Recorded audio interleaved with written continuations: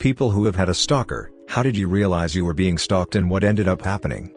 Had this woman who would walk into the store I worked at just to talk to me. After a while I got creeped out and started doing inventory and back whenever someone spotted her walking in. I swear she looked more like Annie Wilkes than Kathy Bates did. Used to see her standing outside the library, waiting to get in. She would be cheerful but then utter a string of F-bombs or MF bombs if she felt slighted in any way, still with that cheerful yet dead-eyed look on her face.